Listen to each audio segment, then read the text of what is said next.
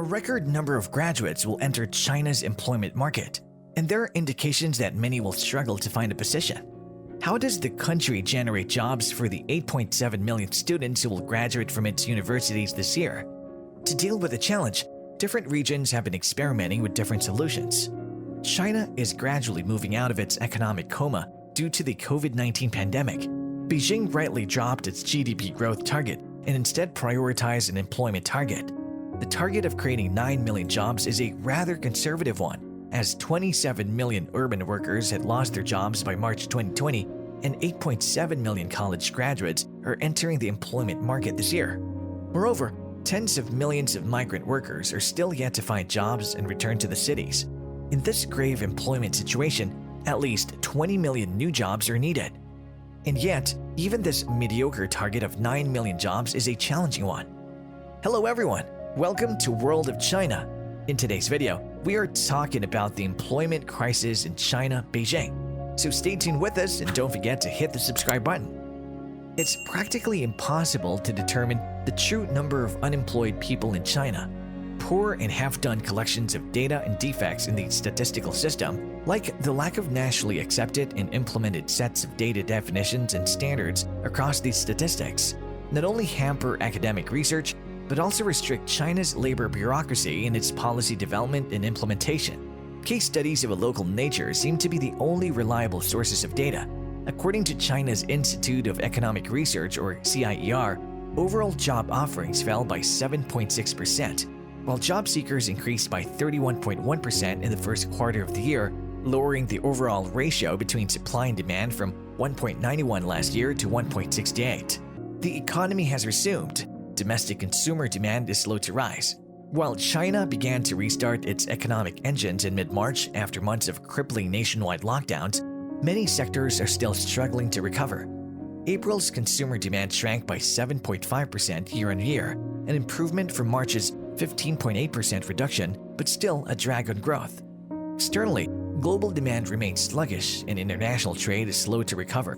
But China's exports rose by 4.3% year-on-year in April.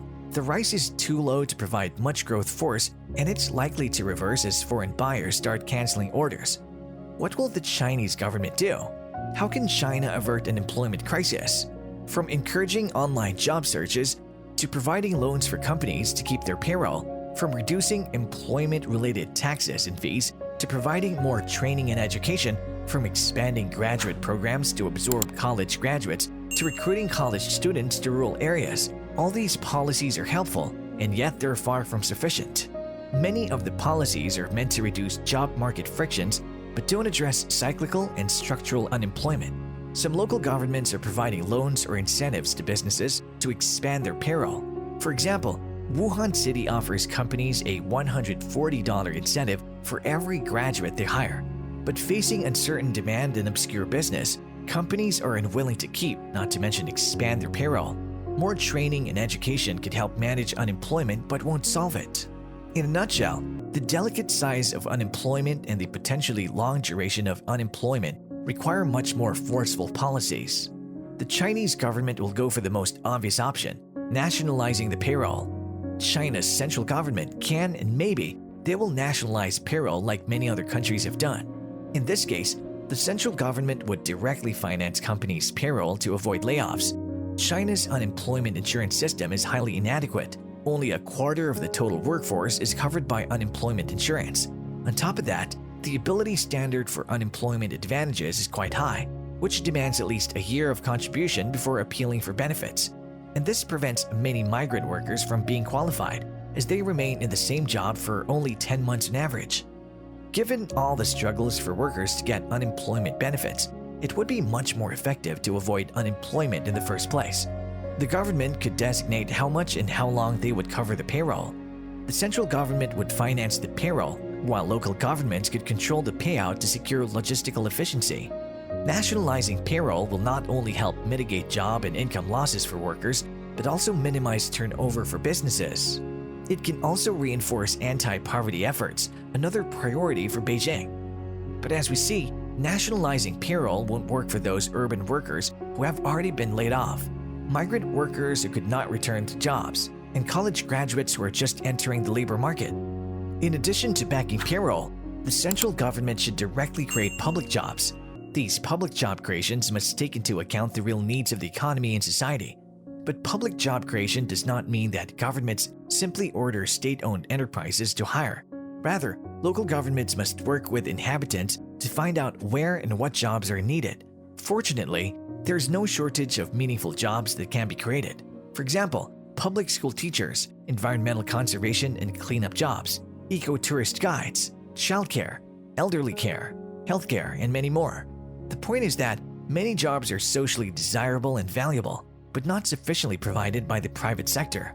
Some may question the efficiency of public job creation, but leaving workers unemployed amounts to the biggest inefficiency. The city of Chengdu decided to focus on granting special support for young graduates between 16 and 35 who have been jobless for over a year.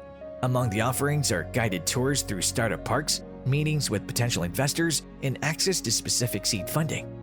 The results of these employment actions are not easy to assess, given the intense rivalry in the startup sector and the frequent race to the bottom in terms of pricing, particularly in industries such as food delivery and transportation. Making a decent living in the medium term might remain a distant dream for many of those who have founded startups or are employed in these service industries. This also reflects changing expectations among the young urban middle class. Many graduates end up in jobs with salaries that are a far cry from their original expectations. According to the online job platform Zhaopin, while a third of graduates are looking for monthly salaries of between 6,000 Chinese yuan or $868 and 7,999 Chinese yuan or $1,158, only 18% achieve this, adding to the social pressure young graduates face in finding adequate jobs. The problem, it claims, lies in a stark mismatch between what companies are looking for and what the labor market offers. For instance, even though demand for employees in the intermediate service sector increased by 25%, applications from graduates declined 21%. There is growing dissatisfaction and disappointment among graduates has led to the creation of a small but active group of young leftist students in southern China who are dedicated to improving labor rights and workers' rights. Beijing is worried that this youth movement could form potential alliances and bring graduate employment perspectives to the top of the agenda. If unemployment levels among middle-class graduates grow, the structural problems in the employment market could turn into a larger socio-political crisis that Beijing would struggle to control. Well, that's all for today. Thanks for watching the video. Give this video a big thumbs up and let me know your thoughts in the comment box. For more exciting videos, subscribe to this channel and hit the bell icon for notifications. I'll be back with another exciting video soon. Till then, check out our channel for more exciting videos and stay tuned.